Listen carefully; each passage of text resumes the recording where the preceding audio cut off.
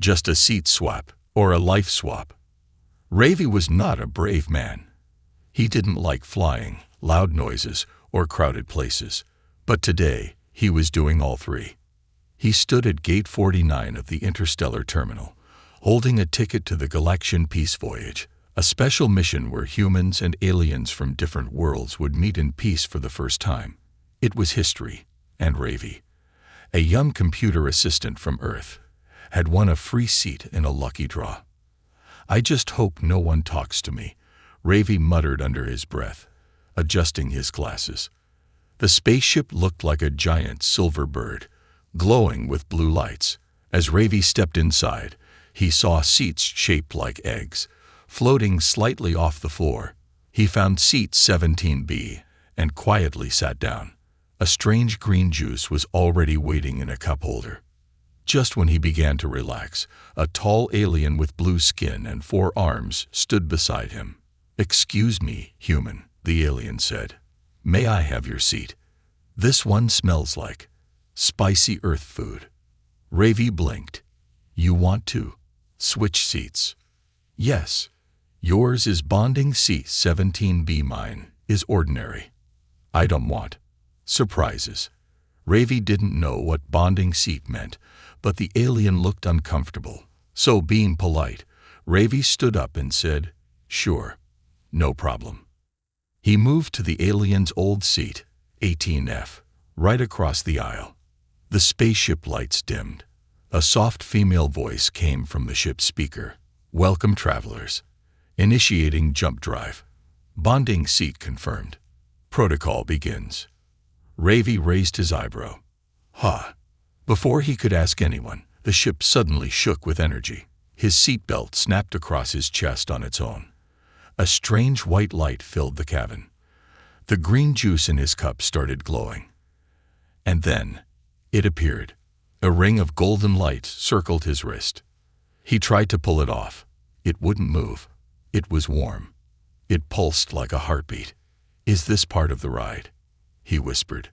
Suddenly, a tall girl with glowing violet eyes and long silver hair stood in front of him. Her skin shimmered like moonlight. She wore armor that looked both royal and dangerous. Everyone else around her stood up. She didn't smile. "You," she said in a cold voice. "You took the bonding seat." Ravi blinked. Sorry. I just switched with." The girl stepped closer. "By ancient law of my people, you have agreed. You are now my mate." Ravi's mouth dropped open. "What?" The spaceship fell silent. All eyes turned to him. The alien with 4 arms who switched seats with him slowly backed away. "Oops," he whispered, then ran down the aisle. Ravi stood up. Wait. I didn't mean to. I don't want to. I was just being nice." The girl narrowed her eyes. "You sat in 17B, the seat of royal bond. The ship confirmed it. The wrist ring is chosen." The golden ring pulsed again. It wrapped tighter. "Help!" Ravi shouted. "Someone explain." An AI drone floated down from the ceiling. Its voice was calm. "Bonding confirmed between Citizen Ravi of Earth and Princess Zera of Voltarian." Ravi gasped. "Princess?" Zera didn't blink. "My father, the Emperor, is already informed. He expects your presence at our palace." No. Ravi shook his head. "I don't want to marry anyone. I just wanted to survive this flight." Zera stepped forward. Her voice became quiet, but firm. "It is already done. Denial will bring war between your world and mine." Ravi froze. War, marriage, all from switching a seat. This had to be a dream. A very strange, very shiny dream. "Can I undo it?" he whispered. The AI spoke again. "Only if both parties agree. Do you agree, Princess Zera?" She looked deep into Ravi's eyes. Her face softened, just a little. "No," she said. Ravi sat down slowly. "I think I need that green juice now." The ring on his wrist sparkled. The spaceship sped faster toward the stars. And Ravi realized one thing. This was no ordinary seat switch. This was the start of a new life. Welcome to her planet, where husbands must fight. The stars outside the window turned from dots into long, swirling lines as the ship made its final jump. Ravi sat frozen in his seat, still staring at the glowing golden ring wrapped around his wrist. No matter how many times he tried, it wouldn't come off. The light pulsed with a soft hum, like it was alive. Across from him stood Princess Zera of Voltarion. She hadn't spoken a word since saying, "You will meet my father." Her face was calm, serious, and unreadable, like a soldier preparing for battle. Ravi, on the other hand, was sweating like a glass of cold water in the sun. The AI voice returned. "We are now approaching Voltarion Prime. Please prepare for landing. Royal escort ready." Ravi turned to Zera. "Can we please talk about this? I don't want to fight your father. I don't even fight bugs." Zera glanced at him. "You misunderstand. My father does not fight, but others will. Many." "Others?" Ravi blinked. "Wait, what do you mean others?" She gave him a look. "You will see." Landing on Voltarion. As the ship touched down, Ravi looked out the window. Voltarion was huge, dark, and glowing. The sky was purple, and the buildings looked like giant black pyramids with silver veins running through them. Flying beasts soared through the air, some of them mechanical, others not. An honor guard waited on the platform.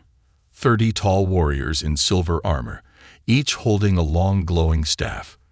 Behind them stood a massive throne room gate shaped like a roaring lion. Ravi gulped. "This doesn't look friendly." Zera stepped forward. "Stand straight. Do not show fear. And don't run." "Why would I run?" Just then, the gates opened. The ground shook. And out walked a 10-foot alien beast, covered in red armor, with spikes along its back and glowing blue eyes. Ravi stepped back in panic. "Is TH8 your father?" Zera calmly replied, "No, that's the first husband trial beast." First, WOH8. The trial of strength. Ravi was pulled into the palace by 2 guards. He didn't understand the language. Everyone around him spoke in deep growls and hand signs. A crowd had already gathered, cheering loudly, pointing at him like he was part of a circus. Zera stood next to the emperor now. A tall, silver-skinned figure with a crown of moving flames. His face looked carved from stone. His voice was deep and echoed through the hall. "The bonding has occurred, but the mail is untested." Zera translated softly for Ravi. "You must pass the trial of strength to be worthy. It is our way." "I'm not strong." Ravi hissed. "I build apps. I drink decaf. I cry during sad movies." She tilted her head. "Then die with honor." Before he could argue, the guards pushed him forward. The trial pit was a wide stone circle surrounded by sharp stones and energy walls. In the center stood the beast from earlier, claws, fangs, and glowing red skin. It roared so loud the floor cracked. A robotic voice shouted, "Be Jin. Brains vs beast." Ravi nearly fainted. The beast charged. He rolled to the side, barely missing a claw that smashed into the stone. The ground shook again. The crowd laughed. He got up, panting. His only weapon was a small energy baton they gave him. It buzzed like an angry bug. "No way I'm winning with this," he muttered. Then something clicked in his brain. Don't fight it. Outsmart it. He remembered watching nature videos about how predators only had power if their prey ran. So Ravi stopped. Stood still. The beast growled, confused. Ravi picked up a sharp rock and threw it. Not at the beast, but at a weak point in the arena wall. Sparks flew. The beast turned toward the sound, distracted. "Yes," Ravi whispered. "You're not that smart, are you?"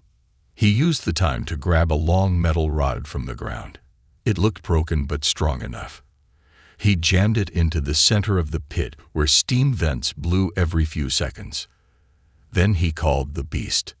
Hey Ugilai, over here. The beast charged again, this time full force.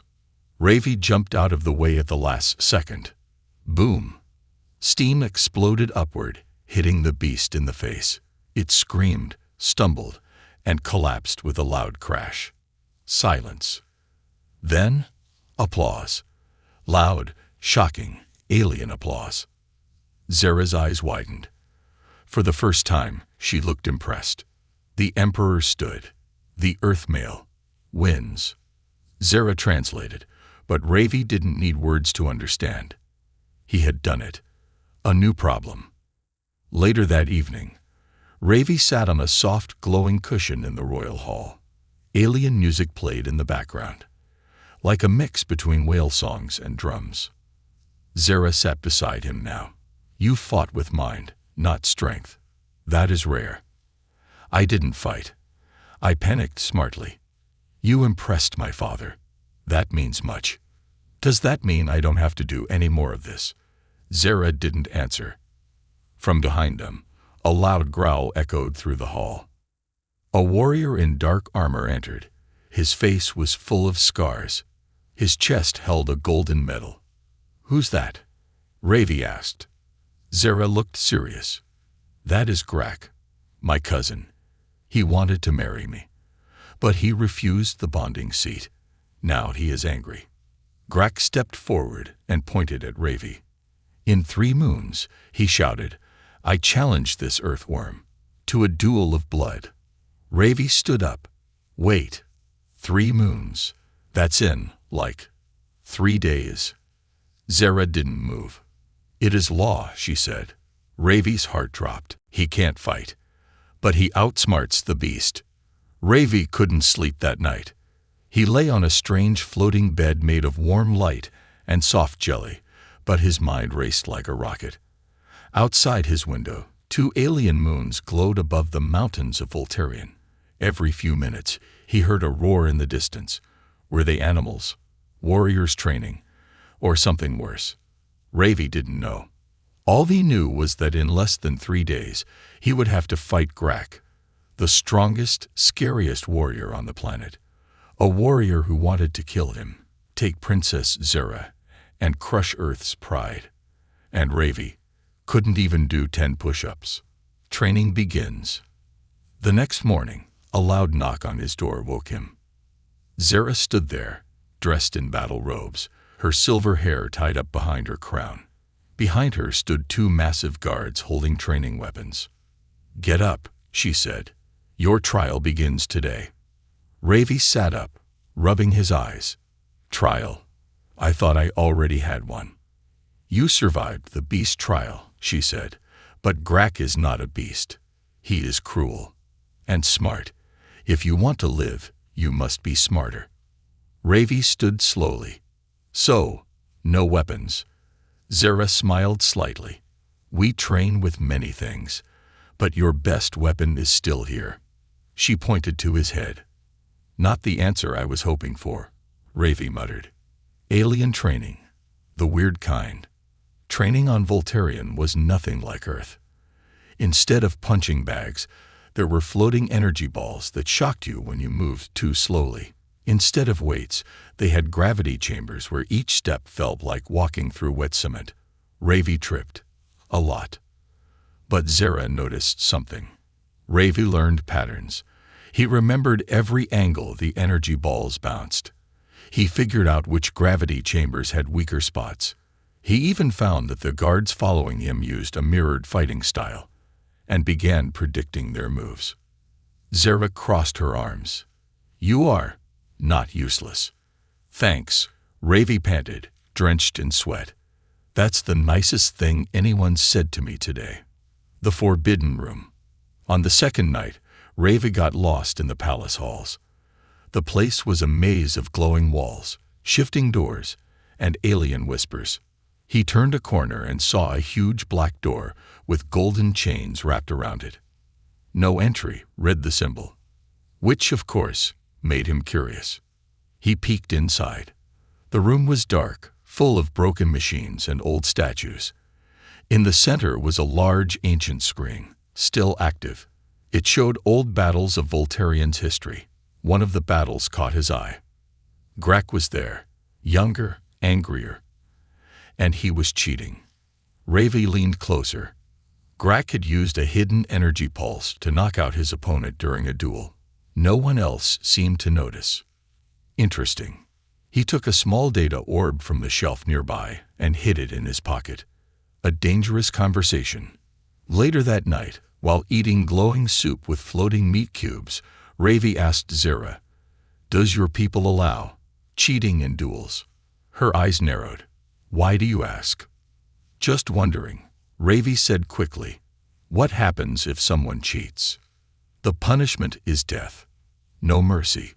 Duels must be sacred." Ravi nodded slowly. Good to know. He didn't tell her about the video.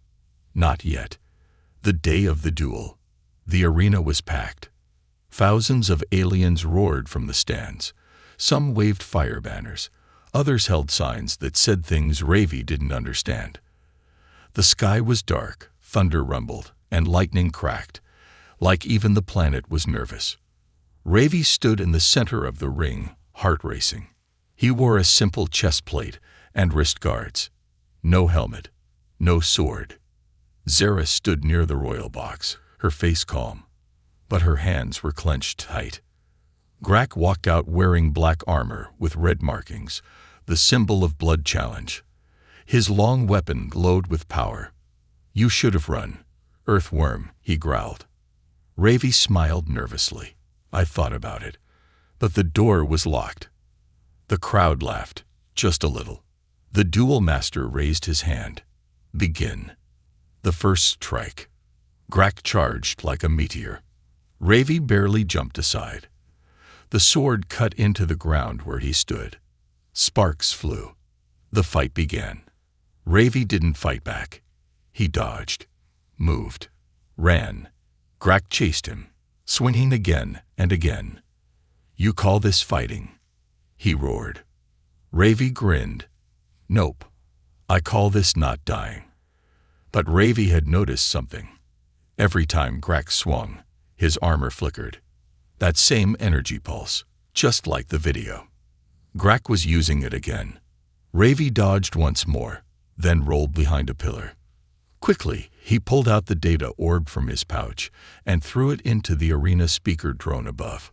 The screen above the arena changed, and the crowd gasped. The truth revealed. The screen showed the video from the Forbidden Room, Grak cheating during his last duel. Then it showed his armor now, flickering the same way. The Emperor stood from his throne. His voice boomed across the arena.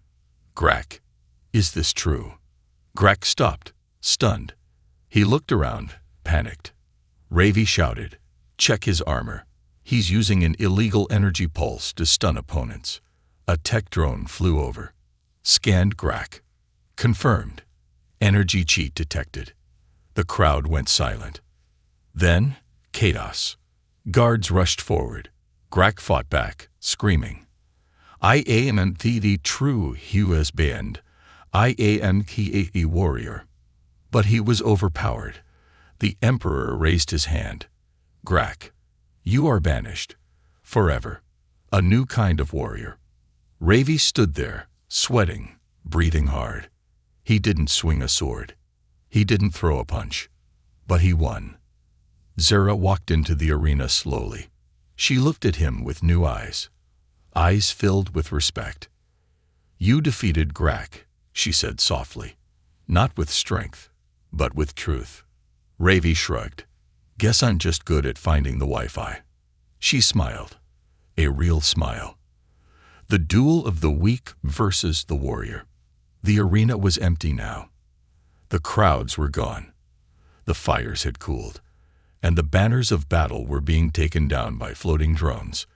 Ravi sat alone on the edge of the stone platform, staring at his hands. They were still shaking, not from fear, but from what just happened. He had just defeated Grak, the most feared warrior on Voltarian. Not with weapons, not with muscle, but with truth. The video proof had exposed Grak as a cheat. The Emperor had banished him in front of thousands, And somehow, Ravi, a simple human tech guy from Earth, was now seen as a hero. But in his heart, Ravi felt something else, something deeper. "This isn't over," he whispered to himself. And he was right. Dark whispers in the tower. High above the palace, in the shadows of the ancient war towers, 3 cloaked figures sat around a glowing table. They were members of the Voltarian High Council, the true rulers behind the throne. "Grak was a fool," one of them said, voice like hissing metal. "But this earthling is dangerous in a different way. He wins minds, not battles," said another. "The people are starting to admire him." "He has the favor of the princess," the third added. "And the golden bond ring has not broken. That means the prophecy may still awaken." The table glowed brighter, showing a map of stars, and one ancient symbol blinking red. "Begin Phase 2, the leader said. "Awaken the sentinel." Back in the palace, Zara stood beside Ravi now, watching the sky turn gold as the twin suns rose. She wore her armor again, but today she looked softer. "You do not understand what you've done," she said quietly. "I exposed a cheat," Ravi said. "That's good, right?" "Yes, but Grak was not alone. There are many who wanted me married to a warrior they could control. You cannot be controlled." "Thanks, I think." Zara looked at him seriously. "Now they fear you, and Voltarian does not treat fear with kindness." Before Ravi could reply, a loud boom echoed from below. The palace shook. A guard burst in. "My princess, a vault has been opened. The sentinel, it is waking." Zara's eyes widened. "No, not that. The sentinel awakens." Deep below the palace, in a forgotten underground chamber, a massive figure opened its eyes. It was the Sentinel, a war machine from the old era, built to destroy entire armies with a single command. It had been locked away for centuries after turning on its creators. Its body was 20 feet tall, made of black metal and glowing scars. 4 arms, 2 heads, and no mercy. And now, it had a new target. Ravi, the Emperor's warning. That evening, Ravi was summoned to the throne room. The Emperor stood with his royal staff, his face darker than ever before. "You have broken a tradition," he said. "And now the old powers move in the dark." "I didn't mean to." Ravi started. The Emperor raised his hand. "Enough. What is done is done. You must leave Voltarian." Ravi stepped back. "Wait, you're kicking me out." Zara stepped forward. "Father, no. He is bonded to me. We cannot." "The sentinel is awake," the Emperor said, eyes glowing, "and it will destroy everything to reach him. This is bigger than marriage, bigger than honor. This is survival." Ravi took a breath. "What if I face it?" Everyone turned to him in shock. "You're a fool," the Emperor said. "Maybe," Ravi said, "but I've been called worse. A plan of the mind." That night, Ravi and Zara studied old blueprints in the palace library. The Sentinel was nearly unstoppable. Its core was protected by layers of energy shields. Its sensors could track fear, heat, and movement. But Ravi saw something others missed.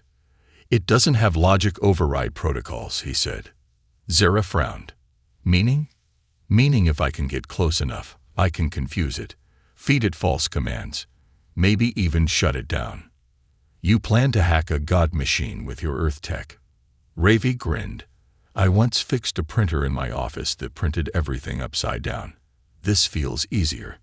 Zara didn't laugh, but her eyes softened again. "You're strange." Ravi nodded. "Yeah, I get that a lot."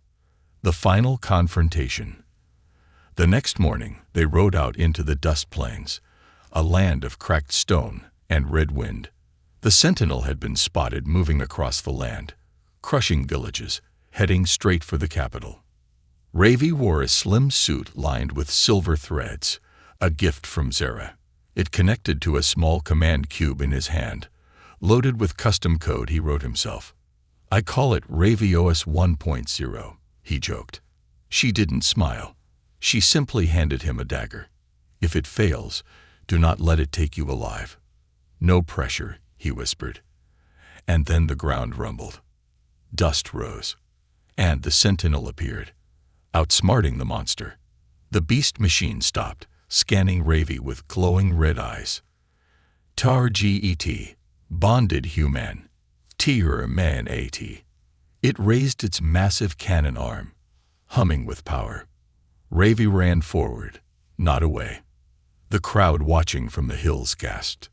Zara shouted, "Now!" Ravi jumped onto a floating rock, launched himself at the side of the sentinel, and jammed the command cube into a socket near its neck.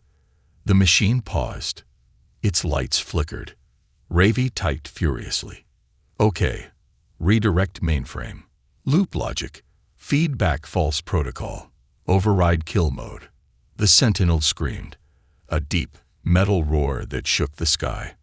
Then it stopped moving. Everyone held their breath. Ravi pressed one final key. Sleep mode. Enter. Please. The sentinel let out a soft hiss, and then collapsed. Dead. Cheers of a new world. The watching crowd exploded in cheers. Even the emperor stood slowly and clapped once, the highest honor of Voltarian. Zara ran toward Ravi, her eyes wide. "You did it. You stopped the sentinel." Ravi, covered in dust, smiled weakly. "Told you Ravios works." She helped him stand.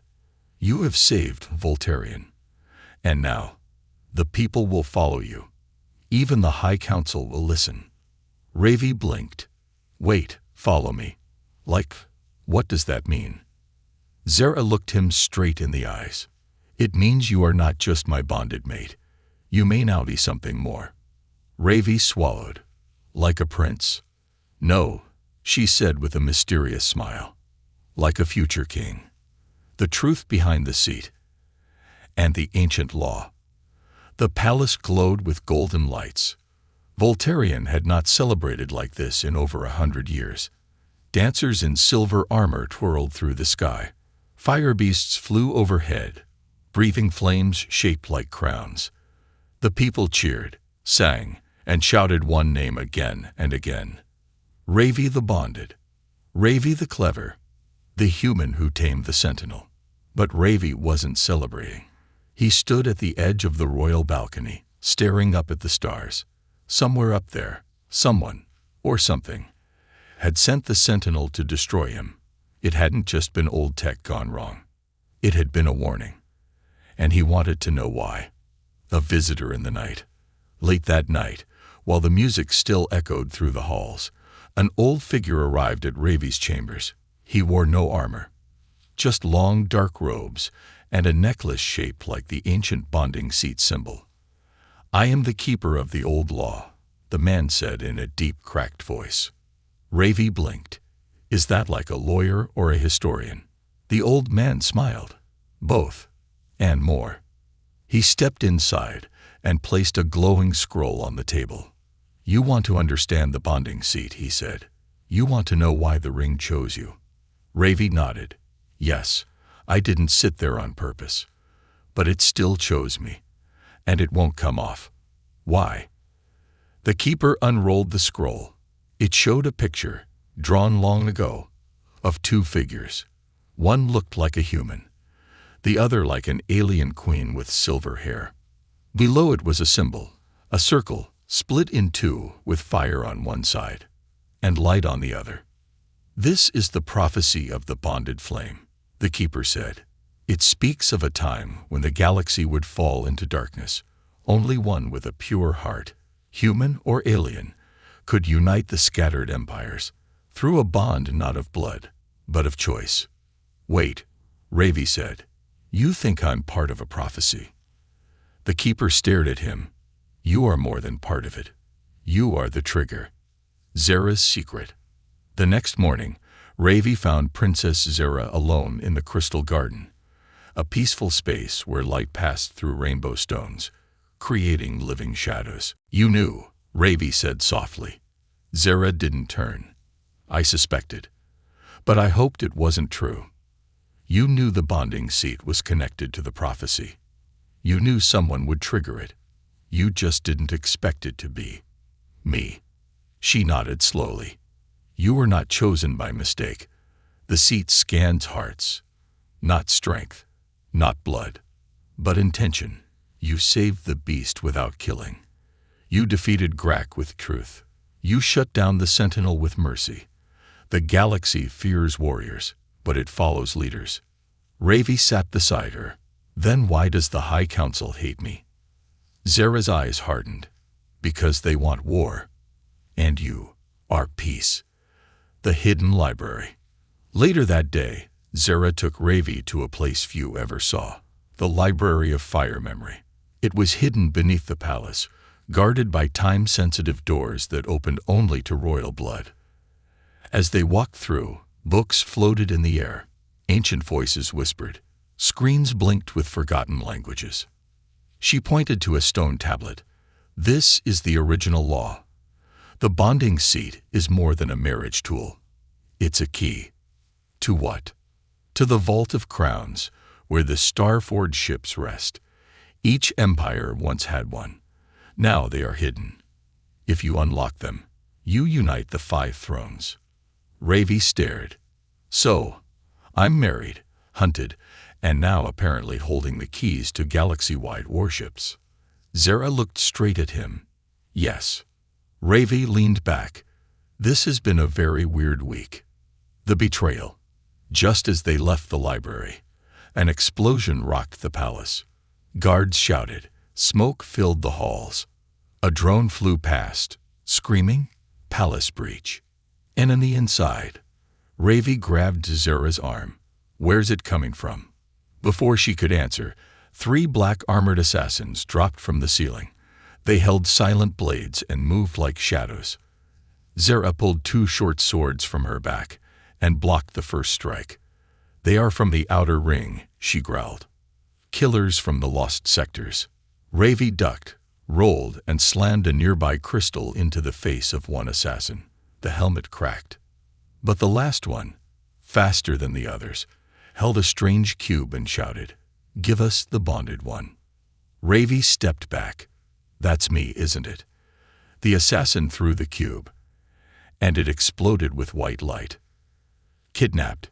When Ravi opened his eyes, he was no longer in the palace. He was floating, suspended in a gravity field, inside a cold metal room. The walls were black. The windows showed endless stars. He was on an enemy ship. A voice came from the corner. A woman stepped forward. Her skin was pale purple, her eyes black as space. I am Commander Nyx of the Outer Ring Rebellion. You have awakened the prophecy. You must now decide. Decide what? Ravi asked. Whether to end this galaxy or save it. She waved her hand. A hologram of planets appeared. The 5 thrones have long fought over control. The bonding seat was created to force peace. But peace brings weakness, and weakness kills civilizations. So, you'd rather destroy everything? Ravi asked. Yes, Nyx said, because from ashes we rise stronger. Ravi stared at her. You're insane. Perhaps, she said, but even now your precious princess comes to rescue you. Let us see how far love and truth can go. Zera's choice. Back on Voltarion, Zera stood before her father. I must go after him. The Emperor frowned. To the outer ring. That is suicide. He is my bonded mate. And more than that, he is the future. If we let them take him, the galaxy will fall into fire. The Emperor was silent. Then he held out a small glowing disc. Take this, the crown shard.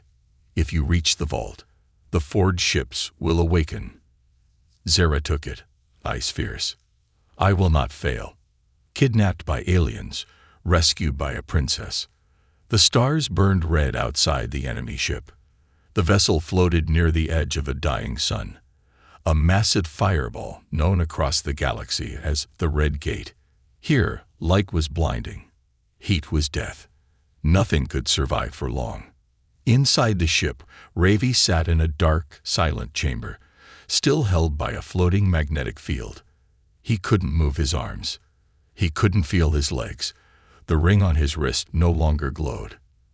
And in front of him stood Commander Nix, leader of the Outer Ring Rebellion.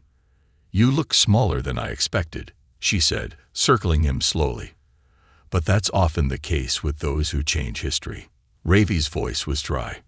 "If this is your idea of a date, I'm not impressed." Nix didn't smile. "You bonded with the princess, triggered the law, awakened the vault. But do you even understand what you've done?" "I was just being polite," Ravi muttered. "I gave up my seat. That's all." "No," Nix snapped. "You accepted the most ancient code of the galaxy. The bonding seat was not just about union. It was a signal, a message. That peace is possible again. That war may end." "Sounds good to me." Nix stared at him. "It sounds terrible to me." Why Nix hates peace. Commander Nix led the Outer Ring, a group of planets abandoned during the last Galactic War. They were once part of the Great Empire. But when the fighting started, they were left behind, to burn, starve, and fall into chaos. "I was 5 years old," Nix whispered, "when the supply ships stopped coming. My parents died trying to keep me warm. I lived in ash, in dust, and while your precious empires built peace talks and royal palaces, we ate dirt." Ravi's voice softened. "That wasn't my fault." Nix didn't blink. "No, but now you are the bonded, and you wear the crown ring. So now it is your responsibility." She stepped closer. "You will send a message. You will tell the galaxy that peace is dead, that the bonding was a lie, or I will send your body into the sun." Ravi's heart beat faster. He didn't respond. Nix raised her hand to hit the control panel, and then the wall exploded. Princess Zera enters the war. A silver blur crashed through the metal wall. Smoke, fire, and sparks filled the air. Through the smoke, Princess Zera stepped in, armor shining like lightning, jewel blades glowing white-blue. Behind her came 5 elite guards, riding storm gliders, floating platforms that hummed like thunder. Zera pointed her sword. "Release him." Nix turned, surprised for the first time. "You came alone." "No," Zera said coldly. "I came with fury." In one motion, she leaped into battle. Her swords clashed against Nix's electric whip, the 2 women spinning like light and shadow. Sparks flew with every strike. Ravi's field deactivated as a guard sliced the control box. He fell hard to the ground, coughing. "You okay?" the guard asked. Ravi groaned. "I'm still alive, which is amazing." Fight in the heart of fire. The battle moved through the ship's halls. Drones fired plasma shots. Rebel soldiers tried to block the exit, but Zera moved like a storm, cutting through defenses with deadly precision. Ravi stayed close, ducking, dodging, and helping where he could, unlocking doors, hacking into controls, even redirecting escape pods. They reached the bridge, where the ship's navigation core glowed bright red. Zera shouted, "We need to change course before the sun's pull traps us." Ravi pulled open a panel, working on it. As he typed commands, Zera held the door against more incoming attackers. "Faster, Ravi." "Almost there." Reversing engines. "Now." The ship groaned. It started to turn. They were moving away from the sun. Final showdown. Nix vs. Zera. But Nix wasn't done. She burst into the bridge, bleeding from her lip, one arm burned, but still fighting. She grabbed Zera by the shoulder and slammed her into a wall. "You think love will save him?" she hissed. Zera pushed back. It already did. The two clashed in a flurry of strikes. Sparks flew. Steel sang. And then, Nix made a mistake. She slipped on spilled coolant. For one moment, she lost balance. Zera took the chance. She spun, kicked Nix's weapon away, and placed her sword at Nex's throat. "It's over," she said. But Ravi shouted, "Zera, wait." Everyone turned. Ravi stepped forward, breathing hard. "Don't kill her." "She tried to kill you," Zera said. "I know, but killing her proves her point, that this bond leads to more blood. We have to be better." Zera stared at him. Then she lowered her sword. Mercy and the message. Nyx was taken into custody. Her forces scattered. The ship was secured. As they flew away from the Red Gate, Ravi sat beside Zera in the medbay. He looked at his wrist. The ring glowed again, brighter than before. "You could have killed her," he said. "But you stopped me," Zera replied. "Why?" "Because I finally understand what the bond means. It's not just a marriage. It's not just peace. It's a choice to rise above anger, to lead with hope, even when it hurts." She smiled softly. "You speak like a king." "I speak like a guy who still can't believe all of this started because of a seat swap." They both laughed. The Vault of Crowns unlocks. Back on Voltarion, deep underground, the Vault of Crowns shook. 5 great doors glowed with ancient light. One by one, they opened. Inside were star-forged ships, living machines that once ruled the stars. Each carried the banner of an old empire. And in the center, floating above a golden pedestal, a final ring appeared, glowing, alive. "The second bond has been accepted," said a voice from the vault. "Prepare the crowns for reunion." He saved her world. Now she saved his. The galaxy had gone quiet. Stars flickered with unease. Moons dimmed. Ancient machines whispered warnings no one had heard in centuries. And above them all, in the black void beyond the outer ring, a fleet rose. Not one empire, not one planet, but a dark alliance of warlords, rebels, forgotten and exiles. And at its head stood Grak. Banished, burned, and beaten, Grak had returned, not as a warrior of Voltarion, but as a god of destruction. "They chose him," he spat, watching Ravi's image float in the center of his worship, a human, the soft, weak fool. "But I will make him a memory." He slammed his fist on the control panel. All fleets, set course for Earth. Ravi's Earth returns. Meanwhile, Ravi and Zera floated high above Voltarion in the crown ship Lyra, one of the ancient star-forged ships, now awakened and fully operational. Its walls pulsed with power. Its controls responded not to touch, but to bonded intention. And today, Ravi had only one thought: home. The ship responded instantly, opening a window across stars. In moments, Earth came into view. Blue, green, and beautiful. Cities sparkled. Oceans rolled.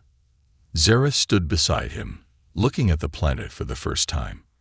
"Your world is soft," she said. "Yeah," Ravi smiled. "We don't have many laser swords, but we make good food." Zera leaned on the edge of the viewing deck. "I want to see where you grew up. You might not be impressed. I had a small apartment, loud neighbors, a cat that wasn't mine but kept visiting anyway. I want to see it all." But then, alarms blared. The ship pulsed red. A floating drone zoomed into view. "War Arning, multiple hostile vessels approaching Earth. Identities, QONFIRMED, Outer Ring War Fleet, led by 4 Emir Prince EGRAK. The Crown Council reunites. The 5 ancient crown ships, one from each of the old thrones, gathered near Jupiter. Each ship was alive, with voices of their own, holding weapons powerful enough to split moons. Ravi stood before the captains. He wore a simple gray suit, no armor, no crown, just the golden bond ring, glowing brightly. "I'm not a soldier," he said. "I'm not a king. I'm just a guy who got on the wrong seat of a spaceship. But I've seen what war does. I've seen what pride destroys. And I say, no more." Some captains looked away. Others watched him quietly. I don't want to rule, Ravi continued, but I will stand. For Earth, for Voltarian, for peace. Zara stepped beside him. And I, daughter of the flame, princess of Voltarian, will fight with him. The captains nodded one by one. The Crown Alliance was reborn. The battle for Earth begins. Over Earth's sky, fire bloomed. Grak's warships dropped from light space, black, claw-shaped vessels with glowing red cores. Civilians screamed. Satellites fell. Military jets scrambled helplessly. Then, the crown ships arrived. They moved like titans, blocking blasts with energy shields, redirecting gravity fields to protect cities. From the Lyris command bridge, Ravi shouted orders. Focus shields over New York and Tokyo. Move Arcus to intercept the comet bomb. We can't let it reach the ocean. Zara led the battle squadrons, flying on her storm glider, cutting through enemy fighters like wind through leaves. Below, Earth watched as alien ships defended them. People cheered. They're fighting for us. Grak vs Ravi. The final duel. Grak boarded Earth's orbiting station, a massive ring with cannons aimed at every continent. Ravi knew what he had to do. He took a deep breath. Zara, I'm going up there. You'll die. I might. But if he powers that cannon, Earth dies first. She grabbed his hand. You saved my world. Now let me save yours. Ravi shook his head. We save it together. They boarded a small stealth pod. Inside, Ravi held his command cube. It pulsed with nervous energy. As they flew toward the station, the silence between them was full of emotion. We never had a wedding, Zara said softly. Ravi smiled. Let's survive this. Then we'll plan the weirdest wedding the galaxy's ever seen. Inside the death ring. They entered the station through a damaged maintenance shaft. Lights flickered. Systems whined. In the main chamber stood Grak, wearing a new battle suit infused with dark tech. The red core in his chest pulsed like a heartbeat. His eyes glowed with fire. You came to die, he growled. No, Ravi said, stepping forward. I came to stop you. Grak laughed. You don't have strength. No, Ravi said, but I have people who believe in me. Zara leaped forward, swords clashing with Grak's armor. Sparks flew. Ravi rushed to the control panel, typing into the station's mainframe, trying to shut down the cannon. Grak roared, throwing Zara across the room. You're weak, he shouted, charging at Ravi. And just before Grak struck, Ravi turned and held up the bond ring. It glowed brighter than a sun. Grak froze. The ring's light spread across the room, touching every wire, every weapon.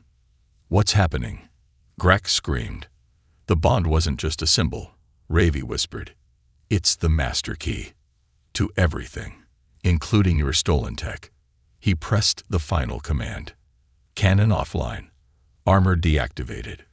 Grak roared in rage, and Zara delivered the final blow. Not with her sword, but with the crown shard, driving it into the floor. A shockwave pulsed. The station shut down. Grak fell to his knees. Defeated. Peace at last.